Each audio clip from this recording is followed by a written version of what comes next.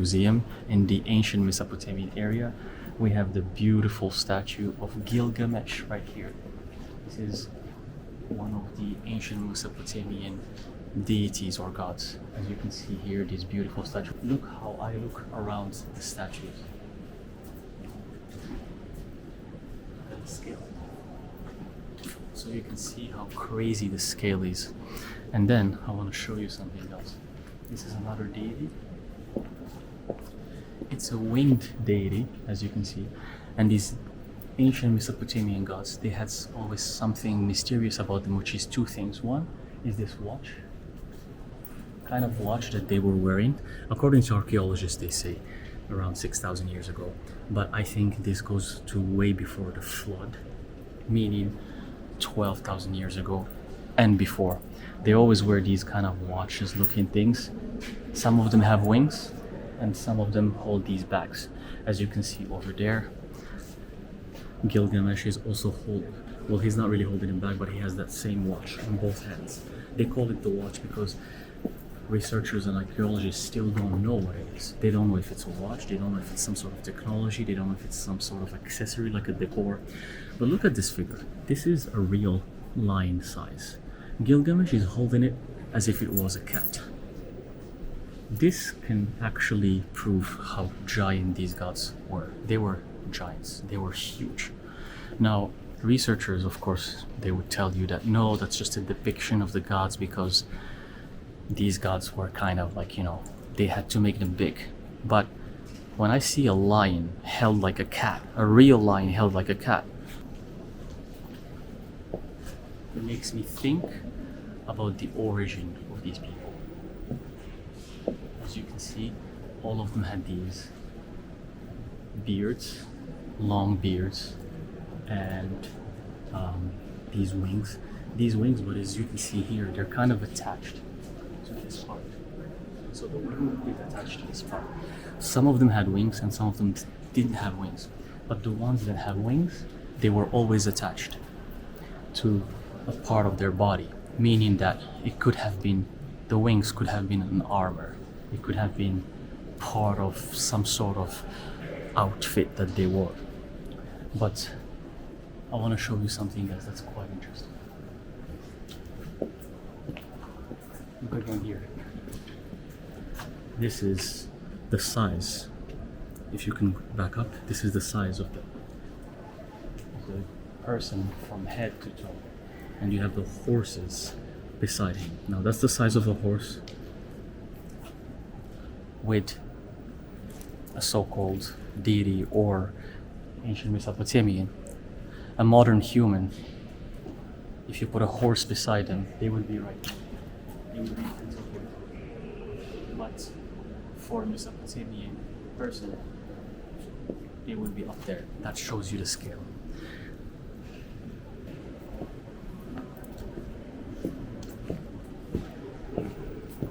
Look at these magnificent.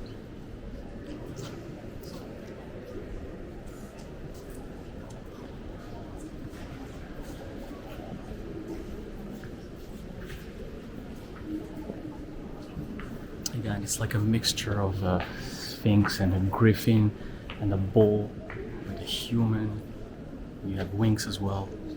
So it's like you start really wondering, first of all, why these depictions and who were these beings, who were these people.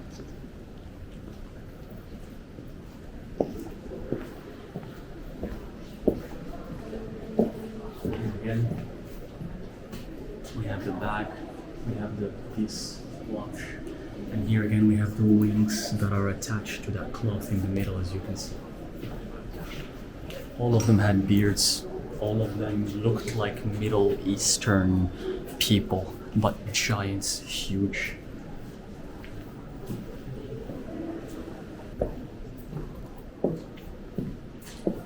There. Those faces there, as you can see, there's some of them did not have a beard. Not all of them had a beard. But it looked like they're elderly, their masters, the wise ones had the beards, as you can see. So those are kind of the workers. I think those were the workers without the beard, and as you move, as you grow up, as you become older and wiser, you get the beard going on. And Here again, another depiction of size, which is very important. Another Mesopotamian deity holding a whole goat as if he's holding a chihuahua. Literally. This in his hand looks like a chihuahua. It's like a tiny puppy. That shows you size again, and we have the clock again right here.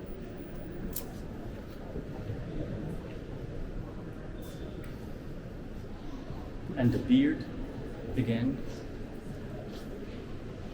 And I want to show you something very interesting here. This shows me that they were not one kind of people, there were two kinds, the gods and the normal humans.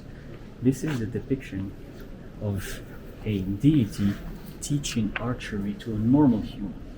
See, this is the normal human size, that's the deity or the god size. Now here, you might think, well, maybe this was a kid, but if you look at the proportions, this is not a kid. You know why it's not a kid? Because he has a beard. He has a long beard. He's trying to mimic the god. Well, this god doesn't have a beard, but he's trying to mimic the other gods. This one, how can a kid has such a long beard? If we think this is a kid in our standards, he should be around 7 years old. How can a 7-year-old have a beard like this? That means that was a god. It was a different entity. It was a different being. It was so much taller, bigger, stronger, and he was teaching him archery, teaching him how to hunt, teaching him how to make food, teaching him agriculture. These beings came on earth and they started teaching humans how to be human, how to live, how to make food, how to thrive, how to survive. They were teaching them, but the only difference is that they were way more advanced, way bigger, way stronger, way taller, smarter. And the mystery still rests at where did they come from? Who were they? Maybe they were here all along. We just don't know it for millions of years.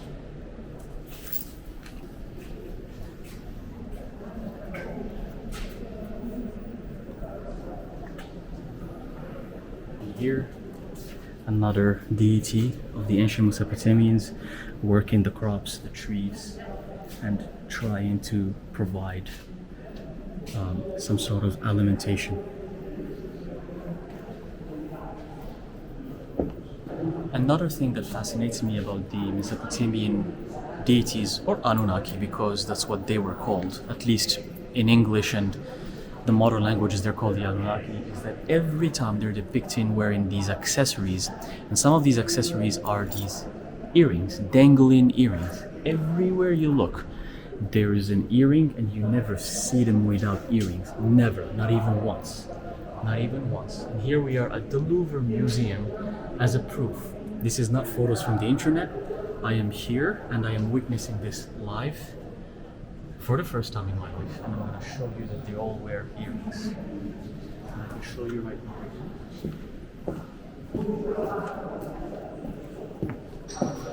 As you can see, the dangling earring and the headpiece. They always wore headpieces as well. They accessorized always. You can see always with the earring, the dangling earring. Even here as well, even the ones without the beard, which I believe to be the youth and the ones who are still not at the master level. Everywhere, you can see that they're wearing the dangling earring and the headpiece. So, Steph, is that the source of your inspiration for dangling earring and headpiece? This is quite interesting because I never thought about it this way. I would always do it just naturally. I like to wear piercings like this all the time. I like to wear headpieces all the time. And then I see this and I'm like, there must have been a connection. Maybe, there must have been a connection. Well, you do look like an Anunnaki, I'm not gonna lie. And the beard too. Yes. That's one thing that I also just did naturally without thinking. I always wanted to have a long beard. And here I am, and I look at myself, and I look at this, and I'm like,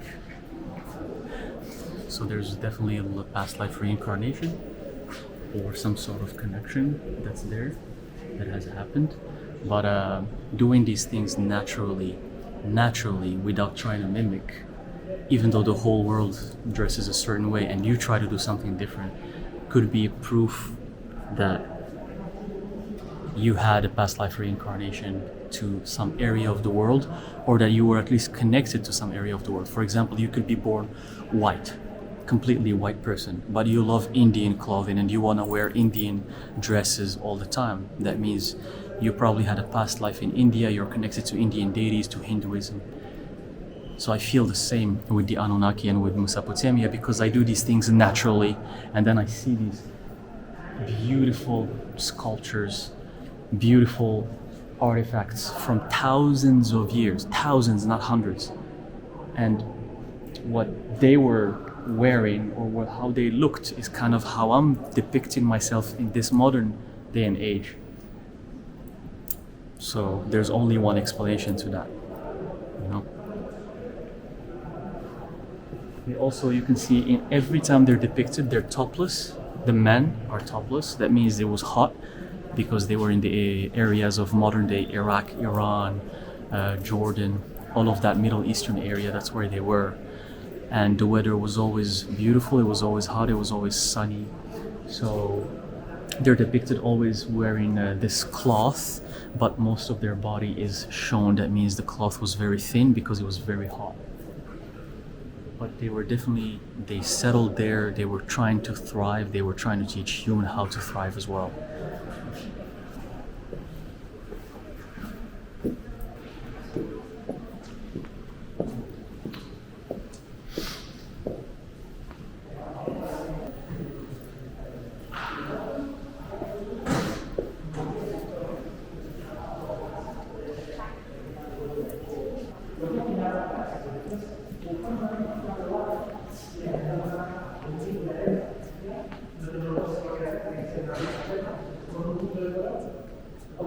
And by the way, I want to show you something quite interesting. Here in the descriptions in the Louvre in French, they write, they call them genie. Genie. Genie. Now look at this. This is the Mesopotamian god. Genie means deity.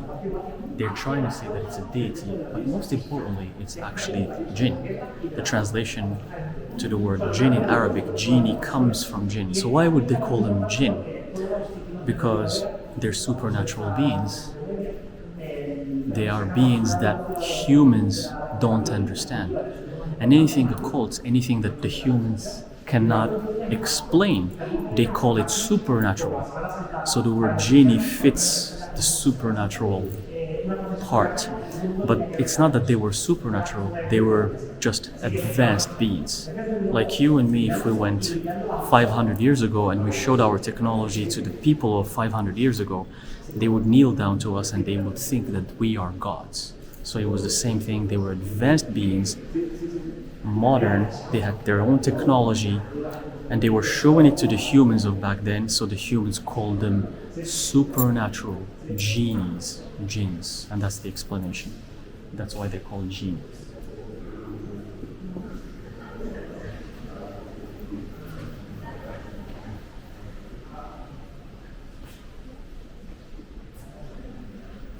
And this other deity with the head of a bird, which reminds us of Osiris and Thoth in ancient Egypt as well. Again, here ancient Mesopotamia, you have a deity that has the head of a bird. Here again, the head of a bird or an eagle. And this is cuneiform. Cuneiform was the writing of the Mesopotamians, of the Babylonians. They used to write in cuneiform. It's an impressive style of writing. I love it so much. And this is an example of it.